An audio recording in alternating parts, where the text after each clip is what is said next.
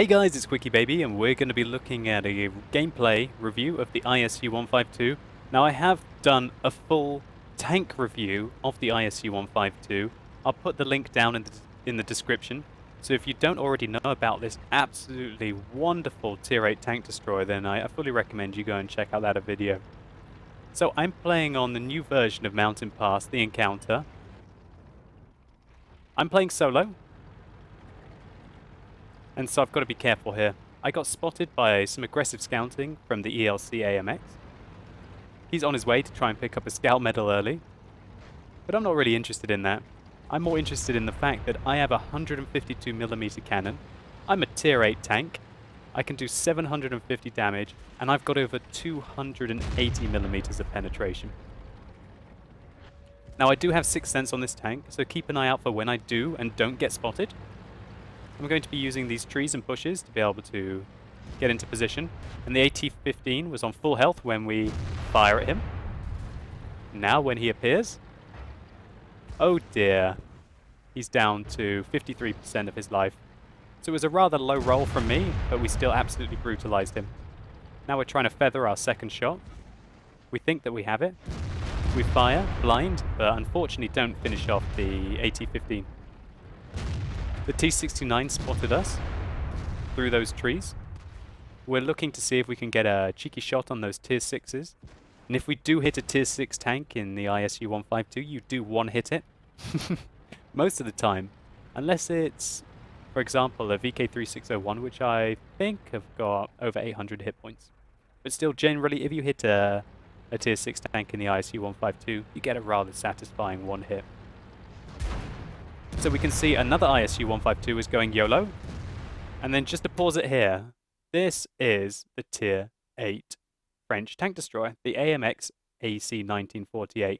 So as we can see from the outline here, there is a very prominent, what looks like a machine gun tower on top of the tank. So where are we going to aim? Just going to aim up there. Just to pause it, he's on 74% health. He's got 736 hit points out of his 1,000 remaining. That's good night to him. We turn our tank to the side, but that still doesn't stop us from getting penetrated. What looks like a shot from the AT-15. So, that's our first kill of the game. Tier 8 French tank destroyer taken down from 3/4 health to nothing in one hit. Welcome to ISU-152. Now we're looking for our second shot. We don't quite have the Jagdpanther, but we can see from feathering the IS-3 that we have a shot on him. And we execute him as well. Sheer brutality, he was on 53% health, so that was a fairly good roll. So this T-69 has got himself into a very cheeky location. He's keeping us spotted, which gives his friends who are down the alleyway more of an opportunity to be able to put some pressure on us. I'm quite keen on taking him out, but I won't let him overly distract me. I'm reversing here because I'm kind of worried that I could get hit. There are still some very nasty tank destroyers down there. The Jagdpanther 2 can shave off over half my health. The Tiger 2 can shave off a third of my health. Fortunately, we can shave off half of his health in one hit, even if we hit him in the upper plate with our 280mm of penetration. And that's all she wrote for the Tiger 2.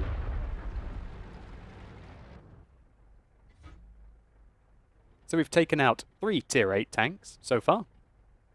A lot of that damage has been done to them while we can't see them. We're just looking for the Jagdpanther 2 here.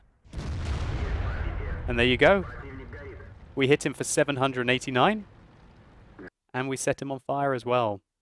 The fire burnt for 361, meaning that we did 1,150 damage to the Jagdpanther 2, a tier 8 German tank destroyer, one-hitting him. And this really is where the ISU-152 shines, being able to brutalize tier 6, 7, and 8 tanks, while also still taking huge chunks out of tier 9s and tier 10s. But really, when you shoot the low tier tanks, that's where your strength is. So there we go. There's a tier 8 British tank destroyer for you now. We hit him earlier on in the game, and we just sniped his cupola. Thinking on that, I'm not sure if that's a cupola of Commander's viewing port or if that's a machine gun tower on top of the AT-15. But all that we do know is that we just absolutely brutalized this alleyway.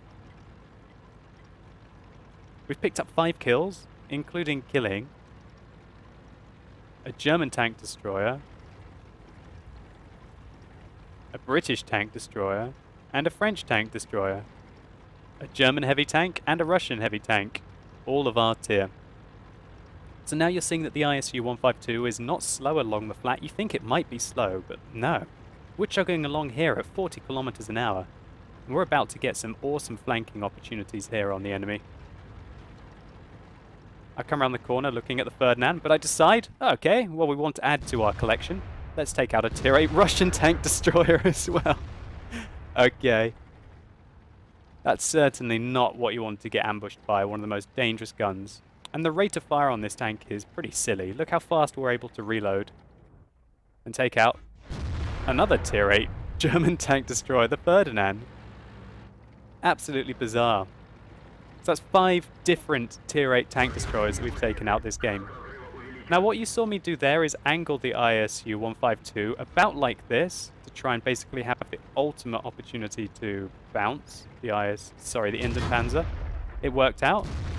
We didn't take damage from him, and we're able to add an Indenpanzer to our tally. We're not quite done yet. Fantastic rate of fire of this tank allows us to also pick up a T-34-85 at the end of the game. And really, that is just the power of this tank. It's an absolute brutal tank, and having that amount of alpha damage at tier 8 is just incredible. I fully recommend the ISU-152. It's got to be one of my favorite tanks in the game because it's just so purely troll. Let's take a look at some post-game stats. So here's that game in the ISU-152. We can see we're able to get 58,000 credits and over 4,000 experience for our double. We picked up a Radley-Walters medal, which is always a nice one to get, a Top Gun and a sniper. We hit 11 out of 11 shots, which means even that shot that we fired blind hit the target, but it looks like that one must have bounced off a turret. Out of the 11 that hit, 10 of them penetrated, giving us a combined total of 5,443 damage with 10 shots. We received 3 hits, and 2 of those went in. However, we still finished with over half our health left, and this was really to showcase just kind of what the alpha damage as well as the fairly good camo rating on this tank can do. We were able to get 1,337. I just realized that's elite experience, non-premium, and just able to brutalize that game really. We were able to dominate it. And that is, in my opinion, why I like the ISU-152. Just so brutal and fun to play. And if any of you guys have not yet tried out the ISU-152, you can't really go wrong with this tank. It's really fun to play. I fully recommend it. I'm putting a full review of this tank down in the description box below. And I've also got a very interesting game where I have an opportunity to get a Pools medal in this tank, which I recommend checking out if you're interested. Anyway guys, I hope you've enjoyed this video. If you have, please consider rating it down below. I'd really appreciate it. What do you think about the ISU-152? Tell me down in the comments below. Do you think that it is overpowered? Or do you think the fact that the tank doesn't really have that much armor, or hit points, or track traverse make up for the fact that it gets such a monstrous gun? One of my opinions is that if you remember a couple of patches ago, they adjust the gun dispersion, which was an overall buff to the accuracy of all of the guns in World of Tanks. Now, in my opinion, the least accurate guns were buffed the most in that patch. And I feel that the ISU-152 significantly benefited from it, probably more than any other tank in the game. Well, that might be a bit too much to say, but I hope you're getting my point, that the fact that the accuracy buff has had massive implications for all the derpy, inaccurate guns. All you really need to do in the ISU-152 is generally hit the target. You don't really need to aim for the weak points. And that means that now that the extreme outliers have been either completely taken out or at least severely decreased in the gun dispersion, it just adds to the immense